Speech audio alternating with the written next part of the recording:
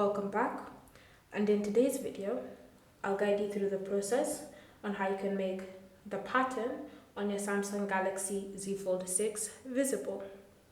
So the first step is to open settings, and in settings you want to scroll and select lock screen and AOD.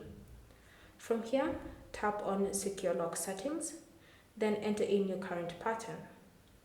You should see the option make pattern visible with a toggle next to it, and if you want the pattern to now appear on your phone, tap on this toggle to turn it on. Once it's been turned on, look for a place where you normally use your pattern, and when you swipe up and you enter in your pattern, you should see lines following your finger, meaning that the lock screen pattern or the pattern in general is now visible on your phone. Thank you for watching.